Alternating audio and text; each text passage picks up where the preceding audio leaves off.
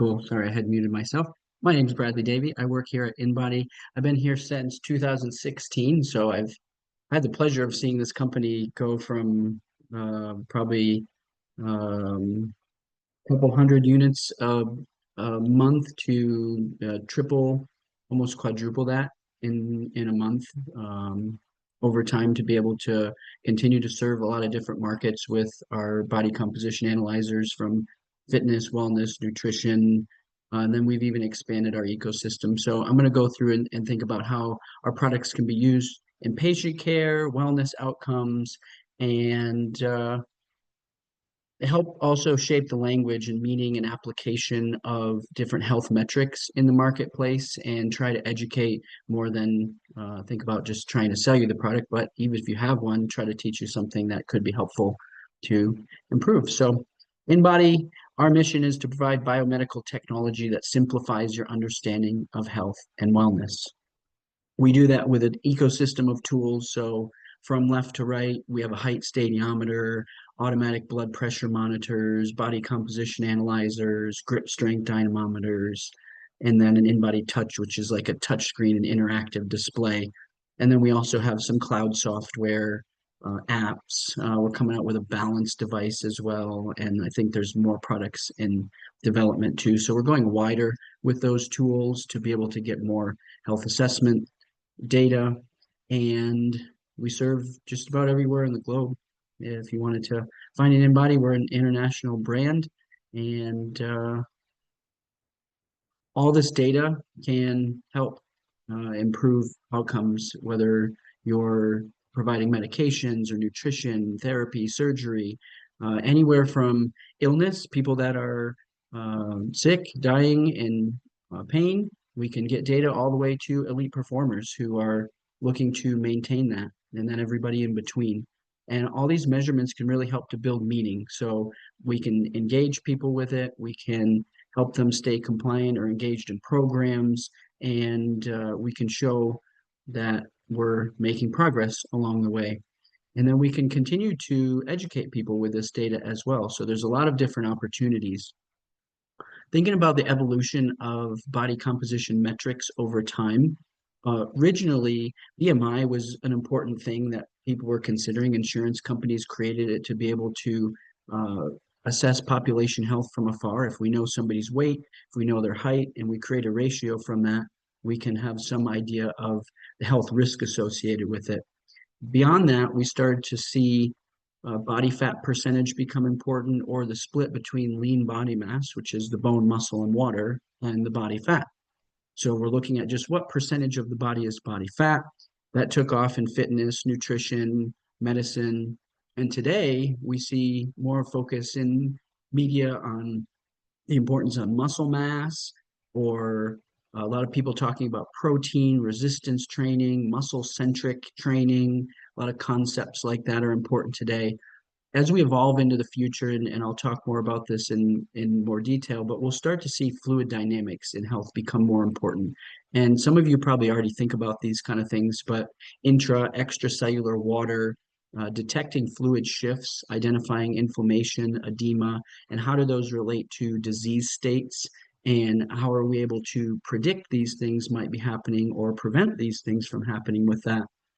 And then the era after that, maybe 3-5 years from now, we'll start to see more things like cellular health, cellular integrity, longevity. And we have some outputs like phase angle that are looking at those things specifically. Right now, those are used a lot in research for more populations that are at more risk, and like cancer research or renal care, things like that. They're popular now, but I think they'll make their way back into mainstream everyday use. Our role in the shift, we want to try to help build that bridge through the lens of the metrics from what's happening in someone's life to how they can improve their health and help shape that narrative and educate in places like this and make the future a better place for all of us to be able to continue to apply science and strategy in healthcare. Thinking about more broadly, just general health, helping people see their bodies with clarity and more precision, enabling providers like you guys to create sustainable, impactful care.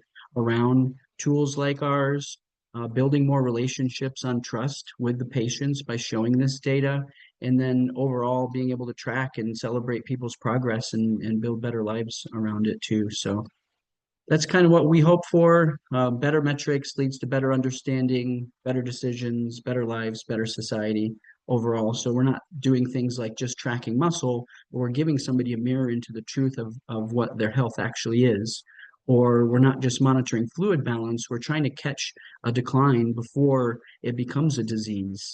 Or we're not just sharing phase angle, we're offering a compass for somebody's longevity and vitality and helping humanity better understand itself to lead to better choices.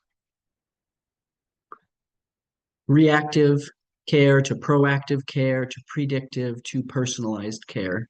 So the InBody sits at a place, it's a hinge point between proactive and predictive healthcare. So can we detect risk early with body composition or fluid metrics? Can we start to predict things with phase angle, cellular integrity, long-term outcomes? So our mission is to help accelerate this shift and support personalized healthcare and a global health transformation. Data is really important today in that, and it leads to a lot of different things that you can do, whether we're trying to manage chronic disease, run different programs for weight management, nutrition, hormones, exercise, immune health. We could go on, but essentially we want to create a personalized plan, get some baseline measurements, measure the health risk associated with it, set goals, engage the patients, and continue to communicate with them within a program. And all of this together can help us increase our revenue, enhance our marketing, higher conversions, validate client success, offer better tools for our coaching staff or our providers, and then offer better data for higher quality leadership through the lens of all this. So I'm going to dive into some more learning objectives, thinking more around the business and how the health data can improve the business outcomes, thinking about like client adoption or enrollment and retention, and more strategies around demonstrating measurable outcomes, and then even thinking about generating new leads with some other return on investment strategies. So a lot of you probably know what body composition is already. We're simply taking the weight and we're breaking it into body fat, muscle, water, and we're able to show those changes over time. So muscle and fat are dynamic. Regularly assessing them are key. So they're not static, they change. And simple insight, but if we can help clients to be able to see this, then we can start to track these changes alongside different modalities of therapy that we're working with, and we can leverage this as a tool in the program to be able to help people better see their results. Muscle improves our insulin sensitivity. So the more muscle we have, the better we're going to be able to manage our blood sugar. It reduces our risk of type 2 diabetes, cardiovascular disease, other metabolic conditions. So takeaway here is tracking skeletal muscle mass, lean body mass. It's going to provide actionable data and educational opportunities. So if you're looking for ways to bring up topics to discuss with your patients that are important, if they have health risk associated with things like this, by getting objective data, we can have meaningful conversations because it gives us kind of a roadmap of what we can talk about. Muscle protects our joints and our bones. So we want to prevent injuries or reduce our risk of injury, especially as we age. Things like sarcopenia, osteoporosis, those are important to monitor. So the takeaway here is monitoring segmental lean mass or segmental water, segmental edema. We even show things like grip strength for older populations, women going through menopause. These are important times where we can start to monitor these and show value or impress upon people the importance of what it is that you can provide for them, because through the lens of all of these assessments, on the other side of it are products, services, programs, education, trust that you can build to be able to help. Muscle boosts our mental health. So strength training is shown to reduce depression and anxiety. So lifting weights releases endorphins, boosts our mood, reduces our stress, And we can show that progress through the lens of tools like ours, where you can actually help build confidence or self-image and reinforce those things, or even show how that might relate to their blood pressure and stress levels over time to better be able to manage somebody's health care, help somebody better manage their stress as well. And for us, all these tools actually integrate, and they can show up, the data can show up on the same result sheet or in the same app as well. Uh, Essential fat versus stored fat. So there's different types of fat in the body. Uh, Probably one of the most important ones, or if people could take one specific output from what it is that we provide on the InBody, I think they would probably choose visceral fat, because it's fat that's sticking to your heart, sticking to your lungs, your organs, choking your organs, creating higher health risk, reducing your longevity, things like that.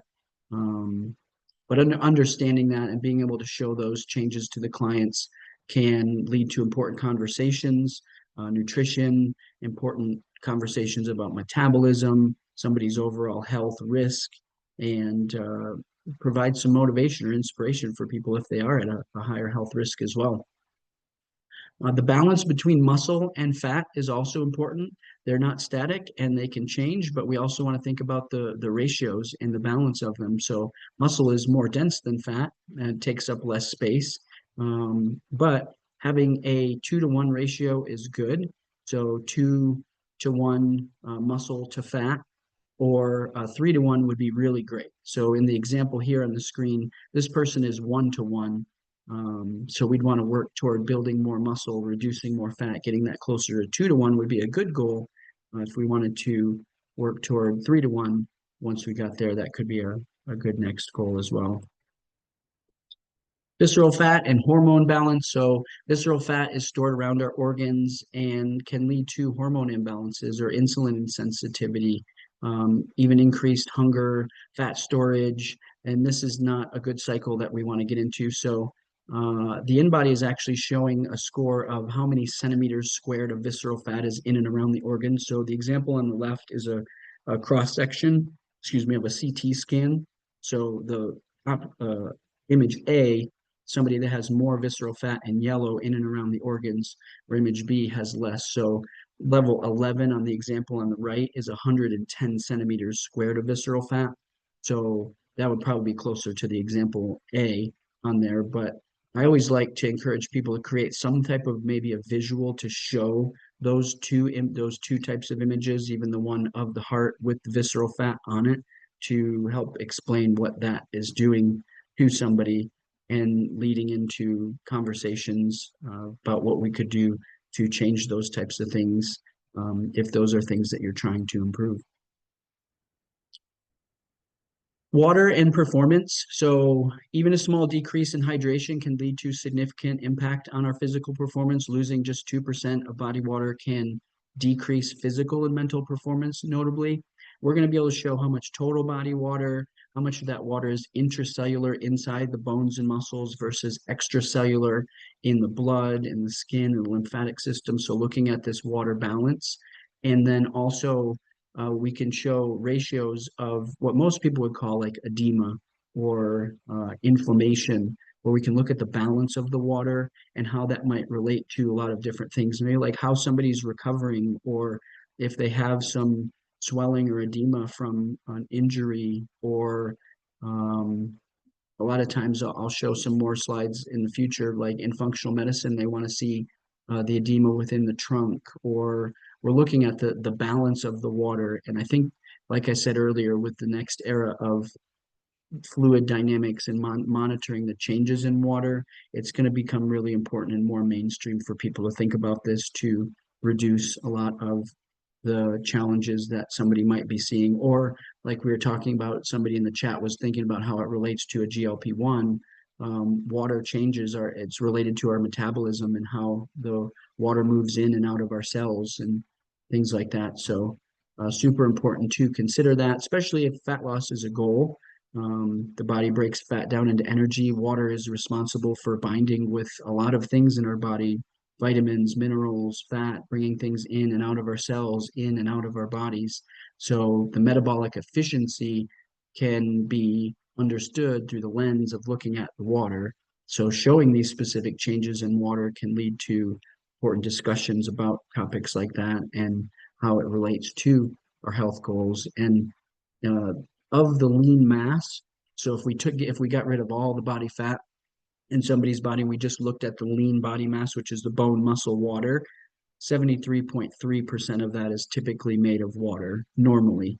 If somebody's higher than that, they could be retaining more water. If they're lower than that, they could be a little bit more dehydrated. But you can also see here that a lot of our organs are actually made of water as well. So water is important. Drinking enough water and having that conversation with somebody. Hydration comes from eating foods, but it also comes from drinking water. So if nutrition and hydration are important to you, we can help show those kind of things. And sometimes even when somebody's hungry, it's probably more just because they're thirsty and they're not getting enough water.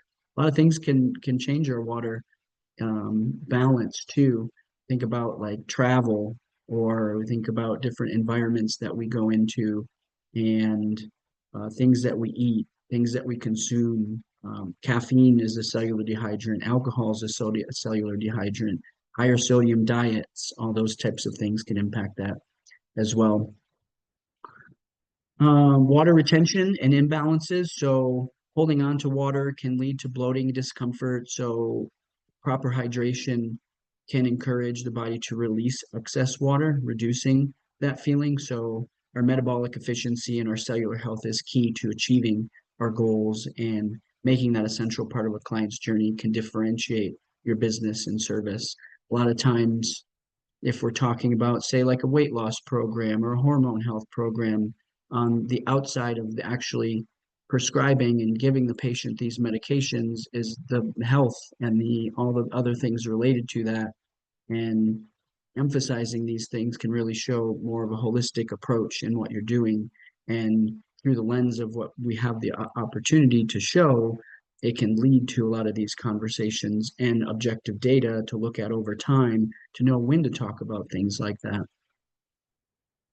As it relates to GLP-1s, from our perspective, the GLP-1 acts a lot like we might see on the result sheet for something like a ketogenic diet.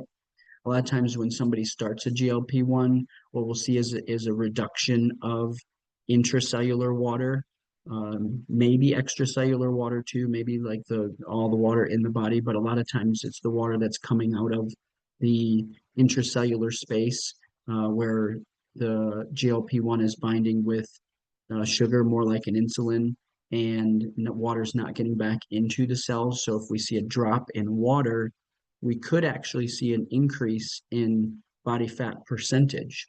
So if we're just thinking about water changes and fat doesn't change at all, and I have my lean mass, and I have my fat mass, and I have a reduction in my water, which is on the lean mass side, then the total percentage of my body fat would actually go up. So if we're just looking at percentages, then that might look bad. But if we're looking at water changes specifically, then in total pounds of things, that's going to be most important.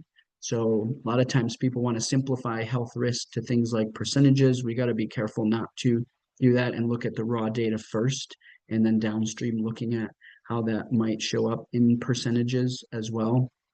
So water changes are super important to monitor, especially alongside GLP-1s. Those tend to take more water out of the cells initially. And then things like testosterone or hormone replacements, those tend to put more water back into the cells. So I've spoke to people who find a good rhythm with their patients applying both of these therapies to balance the metabolism as well. Thinking about more about strategies for converting more leads into paying clients. Um, Body composition analyzers, we get the data, we can build client trust and confidence.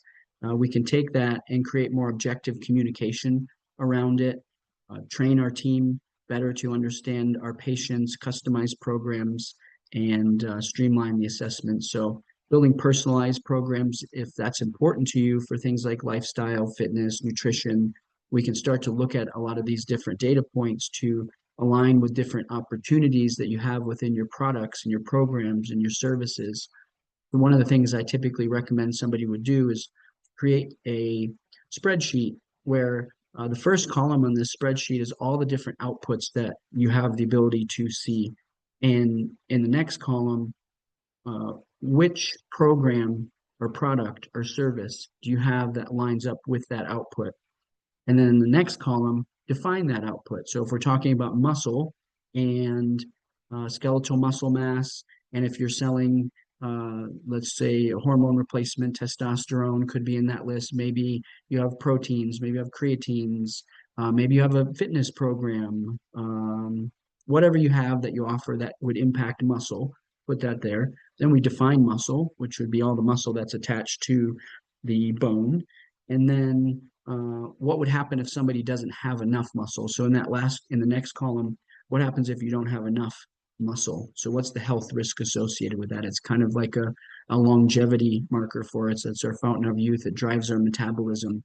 Super important. So if we do that for all the different outputs that we have the opportunity to see, we can start to create a logic chart for thinking about when I look at these results for this patient. If muscle is low, I know what I can offer them to be able to help them. I know how to define it, and then I know how to explain to them why it's important that they have it over time. So we can start to then build a customized program and link that directly to our return on investment through the lens of the products and services and programs that we offer. Then we can take this data, if somebody does choose to join, and we can turn that around and we can show them the changes over time. And we can even turn it into testimonials that we could share with others who are thinking about joining and want to be able to have similar results. And then we could even gamify that, and we can increase the engagement of our community by offering a challenge. A lot of times people will create a whole separate business opportunity for themselves where they create a kind of a turnkey program around, let's just use an example of a 30-day body transformation challenge. You could call it a lot of different things, but if I test somebody in within a few days of day one, and then I test them out within a few days of the day 30, kind of giving space for somebody's schedule, then we offer a reward for the person who has the best change. So who's going to build the most muscle, lose the most body fat across this time. We could do a male category, a female category. They could pay a small fee to enter into this or not, but we can engage our community, offer them a competition to help motivate them.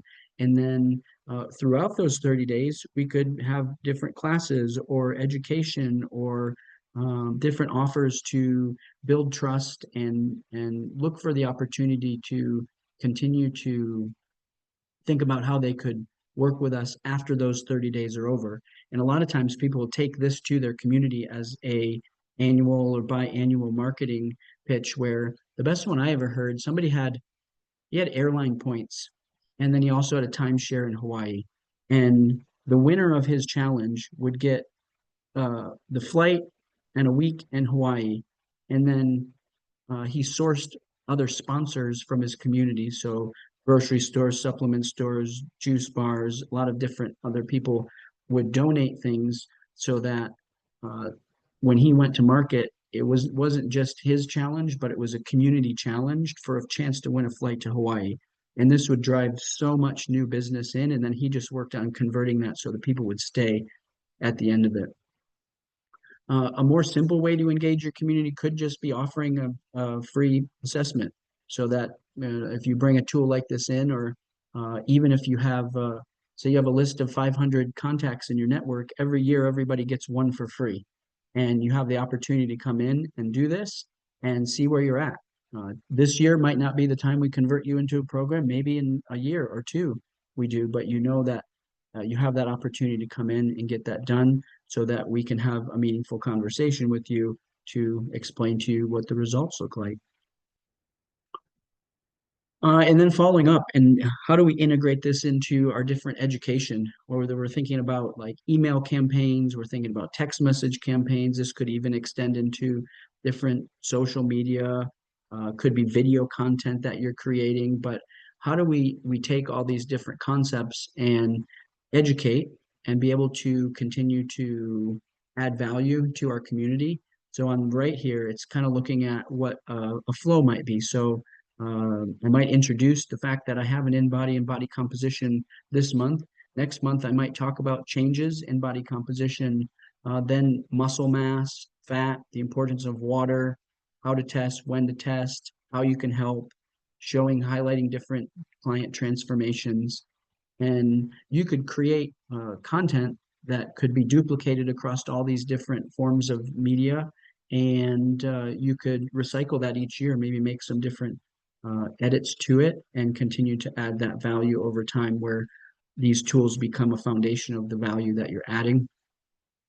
And we have a cool dashboard where you could actually visualize a lot of this. And we actually just came out with a touchscreen display where it can bring the result sheets to life, actually from device onto a touchscreen with product recommendations. So I was talking earlier about the spreadsheet where we're looking at the body composition change related to what products, programs, services that you offer inside of our cloud software. We've got a recommendation engine that can actually do that. So it would say if, let's say, if muscle mass is low, then we want to recommend these products or programs or services. So it would show up inside the cloud software would be one, that's for the business, but it could extend to the touchscreen display. So if somebody's looking at those results, then it would show them the different products or programs that you offer. Educational webinars, different events, training camps, things like that. How can you create something in your community?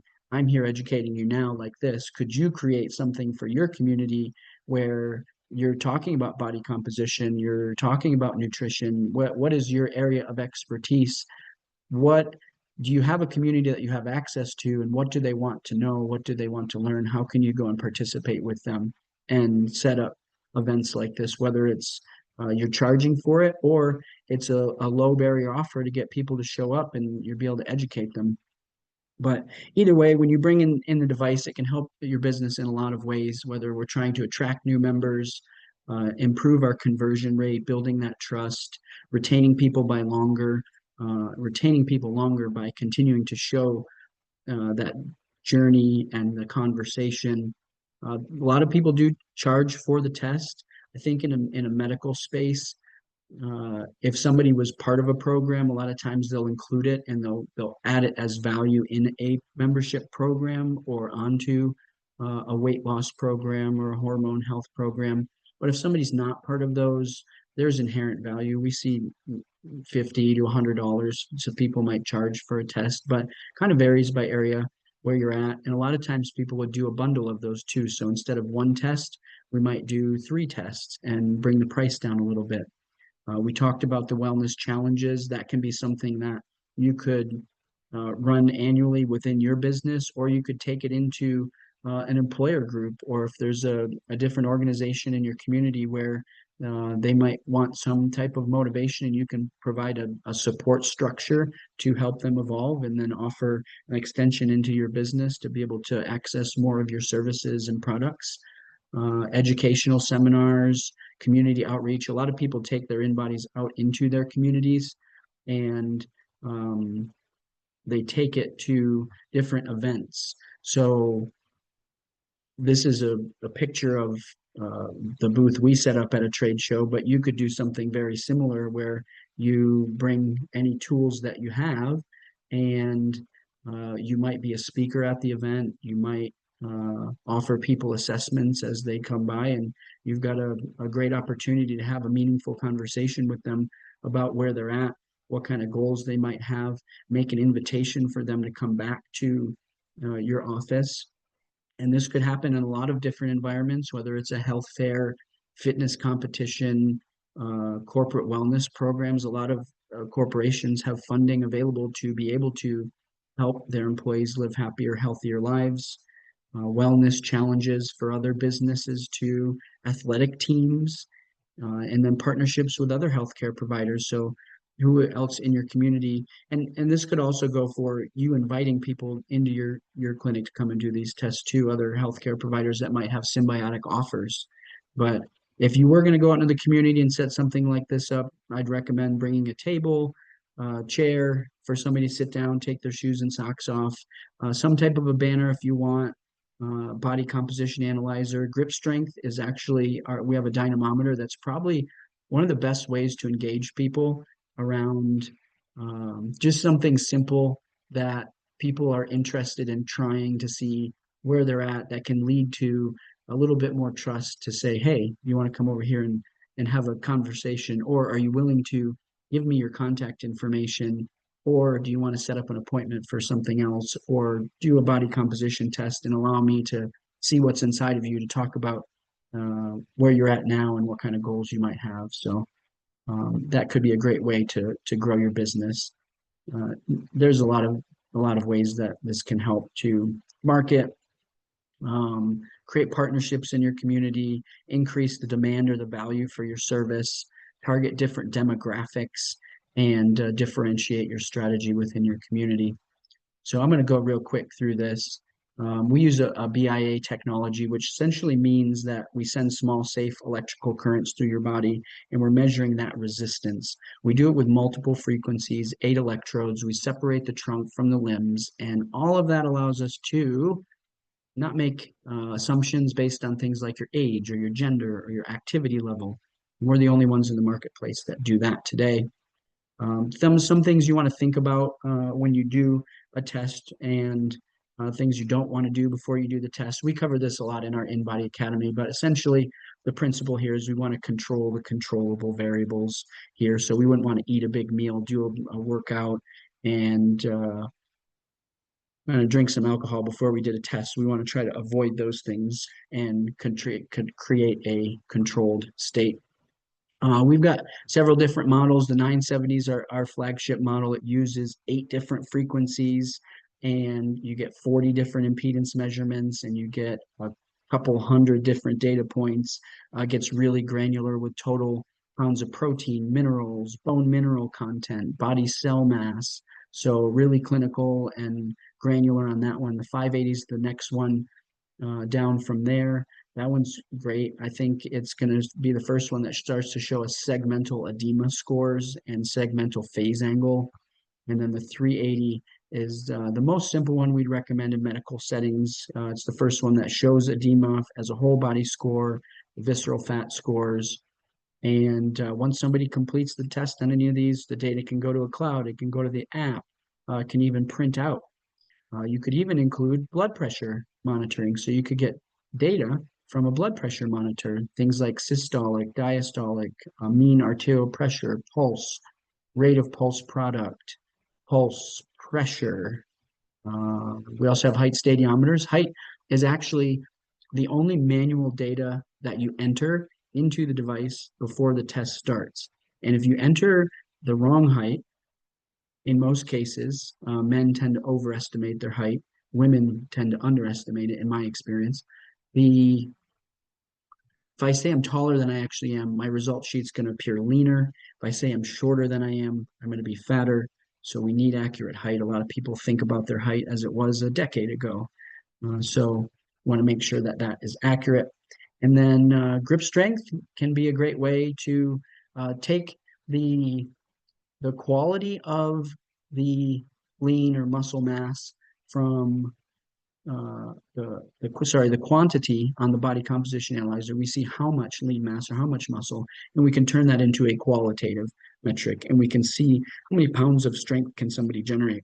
And if you go to PubMed, for instance, and you search grip strength, there's over 7,000 different research studies that have been done with grip strength, relating it to all-cause mortality and just about any health condition, really. So it's a great way to engage, show risk. A lot of people are starting to think about this as a longevity metric or an essential metric in caring for a patient, to be able to show this over time and how it might relate to somebody's journey. We also have some home products too.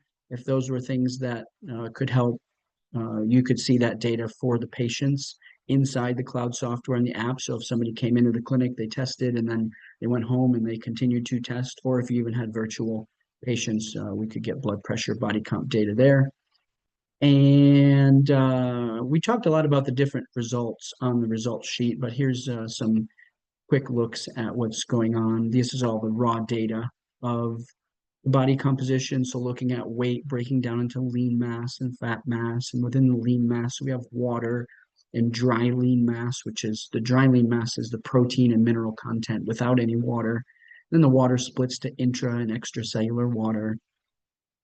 We have a muscle fat analysis. So it within that average range, under there's 3 100s that go through each one of those rows there. And that's the average for the height and gender of the person that tested. So this person is overweight, undermuscled, over fat, and they make a C shape on the graph. You could also show up as an I shape, or the most ideal would be a D shape. So we want to watch that graph morph over time. And we show the BMI next to the percentage of body fat. So that's looking at health risk essentially, where this person's percentage of body fat risk is actually higher compared to their BMI. If we were just looking at BMI, they might think they're in a healthy range, but 18 to 28% for a female is a healthy range on our device, and 10 to 20% for a male is a healthy range. Related to this average range that we were showing back here on the muscle fat analysis, we show a body fat, fat-free mass control. So this is saying for the amount of body fat that you have, do we want to reduce that by how much? And then fat-free mass, do we want to increase that by how much? And for this person, it's reducing 38 pounds of body fat, increasing 38 pounds of lean mass. We also break the fat down into each segment there, as well as by a visceral fat area. So we talked earlier about that's a correlate of a CT scan. So this level 11 would be 110 centimeters squared of visceral fat. And I don't think I showed on here, but the way the 580 and the 970 show visceral fat is actually an area graph where on the x-axis is the age and on the y-axis is the exact centimeters squared. So if somebody had 120 centimeters squared or 110 centimeters squared visceral fat on the 580 and 970, it would show 110. The 380 divides that by 10 and shows it as a level graph like you see it on the screen. And then we also show a basal metabolic rate. So we use the John J. Cunningham equation to determine the basal metabolic rate. That's looking at how much lean mass you have and how many calories in a 24-hour period of time do you need to maintain that amount of lean mass. So we probably wouldn't want to eat less than that. We also want to think about all the other energy that we're using throughout the day. Then we break down everything into segments so we can see lean mass by segment also, how many total pounds of lean mass. And then the bottom value on each section is what most would consider a measurement of sufficiency. So do you have enough lean mass in each one of these segments to support your weight? So this becomes really important when we think about the legs or the trunk to be able to support the body. And we can show these trending values over time. So every time somebody comes back and tests, we can see what's changed from test to test as well. This is a look at the ECW, TBW ratio, extracellular water divided by total body water. Most people call this an edema ratio, where the normal range for this is about 36 to 39%. So in most cases, I tested a professional hockey team. I grew up in Michigan, and one of the first sales I ever made here at InBody was to the Detroit Red Wings. And I showed up at their training camp to test all these guys, and 99% of them were at between 35 and 36% extracellular water. They've got a significant amount of muscle, their metabolism's pretty efficient, and they're not holding on to a lot of water outside their cells. When I test somebody with diabetes, they're closer to 39%. They have less muscle, less efficient metabolism, holding on to more water outside their cells. That water is not getting in their cells. It's not as efficient. We could even see people with lymphedema in the low 40s, heart failures in the mid 40s. So thinking about over time, also how that changes. It can change with alcohol consumption. It can change with sodium consumption. It could change with travel, somebody's exercise. We've got some great examples of somebody doing a really, really hard workout and then them depleting, increasing their extracellular water from depleting the water inside their cells. and then eating a sweet potato, and not just a sweet potato, but adding more carbohydrates, and then recovering and pushing more of that water back into their cells and showing that. That was through the lens of a software that we have an integration with called Life-Based Solutions, where you can see food alongside of the body composition changes, which is pretty cool. I'll show you a slide about that a little bit later. Segmentally, we can monitor that edema too. So this one is a whole body score. This can actually break it down by each arm and leg and trunk. So we can monitor segmental changes and more as well. And a lot of times that relates to something called phase angle. Phase angle is the most granular data point that we show on our InBody, where we're sending small, safe electrical currents through the body and we're measuring the change over time, and it's a factor of time. So uh, if we send a current through and there's no conductivity, the phase angle would be zero, so there'd be no life. Typically, phase angle of score of 4 and lower means that there's more cells that are dying than regenerating. And the phase angle can go up to 10 or 15, especially in the trunk where there's more cells and more resistance. But over time, the phase angle can be the most early indicator of the change in the cellular integrity, the cellular health. A lot of times, uh, providers, especially in functional medicine, they want to look at the changes in the phase angle in the trunk or the changes in the edema in the trunk for things like gut permeability, leaky gut, a lot of things like that, where we can start to look at more granular changes. And then the 970, these are the research parameters that we're going to see with total pounds of protein, minerals, bone mineral content, body cell mass, and then some other aggregate ratios too, where we can start to look at differences among them. But overall, this data can help us grow our business, make better decisions to improve patient care, and eliminate a lot of the guesswork, incentivize our clients or our staff, personalize programs, and serve more special populations as well. Uh, we already talked about all these other things that we offer. I started a podcast here last year, did about 35 episodes. So if you have your phone out now and you want to do a little scan there, um, we're getting into some phone scanning stuff here. So this is the first one. We got Look InBody Web, a cloud database. You get a year of that to try it out when you make a purchase. We integrate with a lot of different EMRs, EHRs there. And this was the nutrition software I mentioned, Life-Based. They bring objective food data, so you could have your patients log their food, and then it connects the body composition through an API connection on the back end, so you can see nutrition and body comp right next to one another on a dashboard with all kinds of other features. So that's pretty cool. We've also got an app, an academy for training and onboarding and support. We also got a customer success team, and we got a promo here. If you did want to get an InBody, we do. If you add the blood pressure monitor, we can give you the grip strength and the height stadiometer for free. And this is the last slide where I created a report where you answer some questions, and then it will give you a report based upon how you answer those questions. It'll give you some recommendations on how you might consider growing your business. Thank you for your time and space. Back to you, Katya. Yeah, thank you, thank you. This was great. We have a couple questions coming in, so if you guys have more, please start adding them to the chat.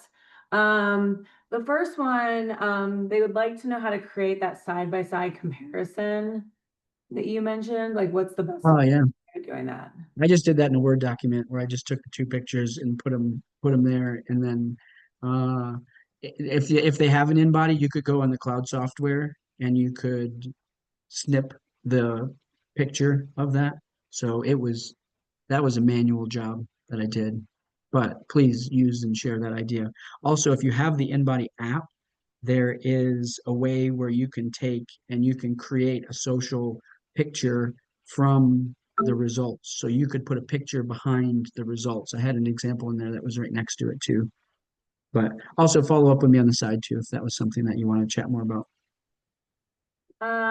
This next one's a good one. So, can you speak to the differences between InBody and other home devices like Hume Health? I just purchased an InBody, but want to confidently be able to explain why InBody is the best, since there's a lot of body Yeah. composition scales on the market. Yeah. So it would come back to the technology and our what we call our core four differences. So we use multiple frequencies. Slower frequencies travel through the extracellular fluid, and higher frequencies penetrate cellular membranes, and we capture intracellular values. So we're getting the full range of data. A lot of times, other devices, they might just use one frequency. And then we have 8 different electrodes, and others might show 8 electrodes, but it doesn't always mean that they're using 8 electrodes. So for the hand, for instance, there's an electrode for the palm and there's one for the thumb. So that means that they create one distinct starting point. A lot of times, if we're just using one frequency and my hand shifts in different directions, it can be small changes, but over time it creates consistency. And then the way that we're doing the measurements, also, we separate the trunk. This is probably one of the most important ones where we separate the trunk values from the arms and the legs, because a lot of times what will happen is we're just using one 50 kilohertz frequency, for instance, and it's going from the right hand to the right foot. Or if it's a foot scale, it's just going from foot to foot. Or if it's hand scale, it's just going hand to hand. But we're just taking one impedance measurement and then we're trying to generate results from that. When we don't have all these things in place, we have to use somebody's age, their gender, their activity level, sometimes their ethnicity, to try to guess at what their body composition is. So we have this normative population of data that we're comparing these limited set of data to. So your data tends to get skewed closer toward that norm, where what we do is just report the raw data and we don't use those assumptions based upon it. So that's why we say we're the best, and it transcends all of our technology. They just use different frequencies to get to those results. And then do you know what could cause a patient to have chronically low intracellular or extracellular water despite adequate water intake and even IV fluids? Mm, mm.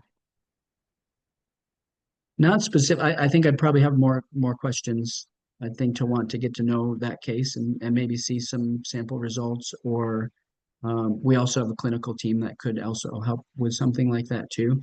It's hard to know from just looking at a result sheet. And can you guys also take into consideration, I guess, like other factors or test results and then look at those in conjunction with the body composition? Yeah. I mean, a lot of times our providers do. They're looking at somebody's blood work alongside of the InBody, or, whatever other kind of data that you might have to relate it to it.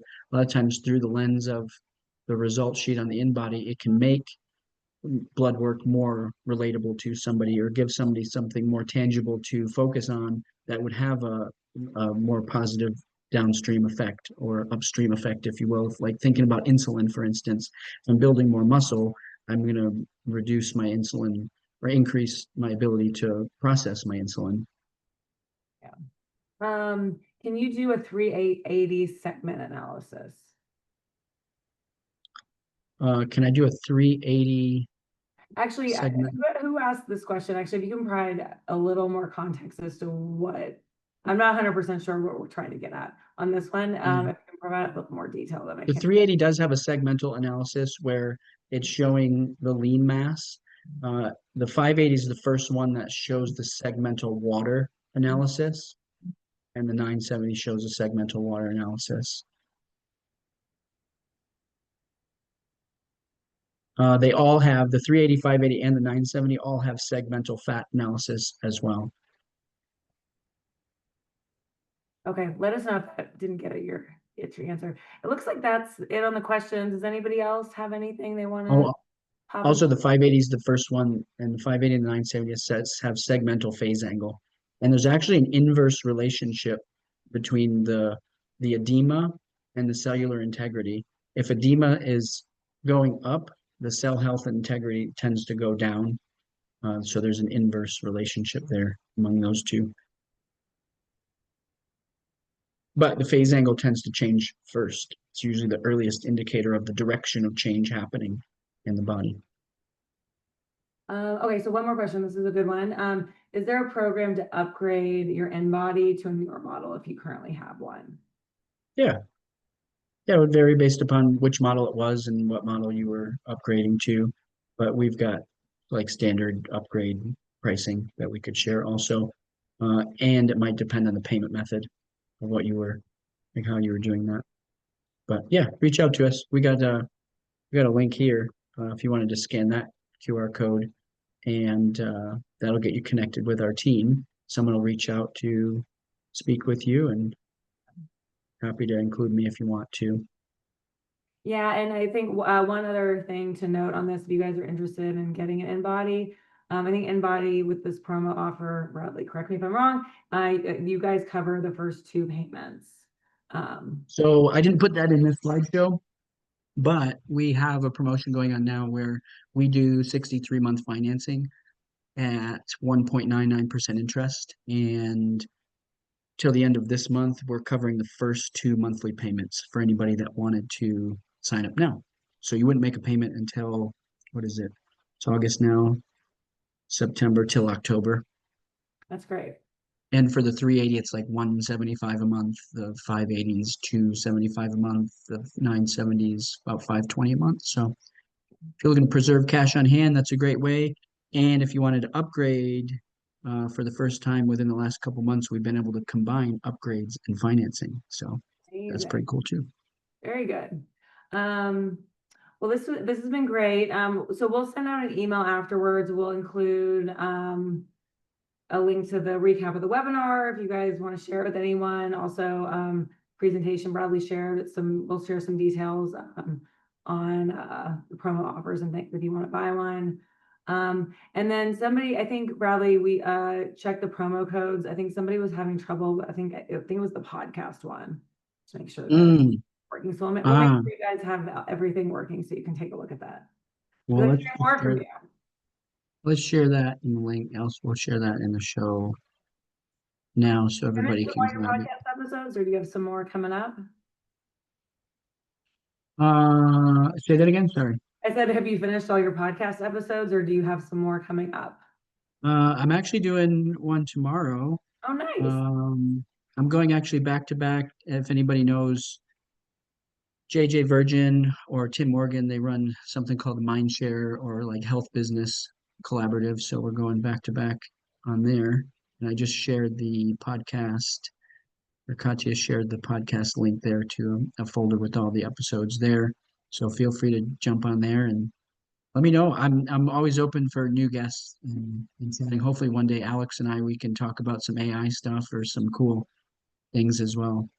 But thank you for the opportunity to have me. I appreciate you guys. Thank you. Thank you so much for coming. Cool. Okay, so we just sent through a new podcast link. Make sure that works for everybody, and then we'll send out all the details by tomorrow. Great. Well, thanks everybody. Have a great day. Appreciate your See ya. time today.